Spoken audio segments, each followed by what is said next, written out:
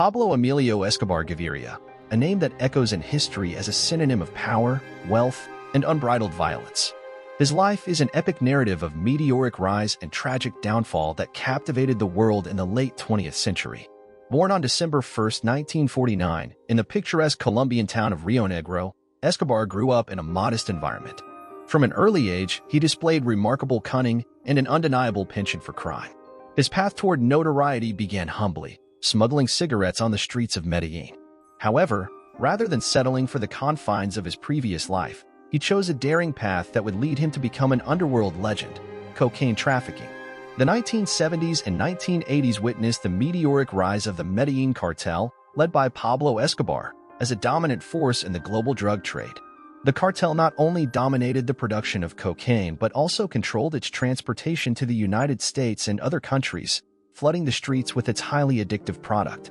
The wealth generated by these operations was truly astronomical, with estimates suggesting that Escobar amassed a fortune that reached into the billions of dollars. However, Pablo Escobar's empire was much more than just mountains of dirty money. He used his wealth to fund schools, hospitals, and low-income housing projects in the most impoverished areas of Colombia. This Colombian Robin Hood aspect garnered him support among the impoverished, who saw him as a benefactor. He was a paradox, a bloodthirsty criminal who also had fervent supporters among the masses. Behind the facade of philanthropy, however, Escobar was an unrelenting man.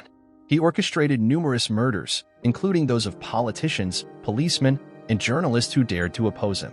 His network of corruption infiltrated all levels of the Colombian government, making him nearly untouchable.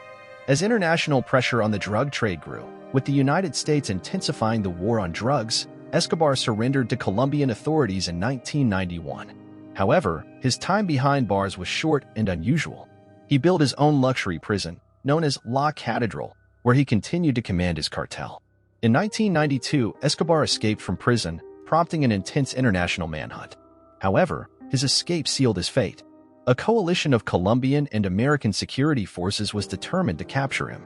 On December 2, 1993, Pablo Escobar was killed in a shootout in Medellín, marking the end of an era of terror. Escobar's death put an end to his reign of terror, but the scars of his influence are still present in Colombia. His story has been told in numerous books, films, and television series, and he remains one of the most iconic criminals in modern history, a man whose life was an epic of crime, power, and tragedy. The saga of Pablo Escobar is a dark reminder of how a man with boundless ambitions could influence and shape a nation in ways that will never be forgotten. Hey, did you enjoy this story? Leave your comments, and I'll take a look. Subscribe to the channel to follow more stories like this one. Until the next video.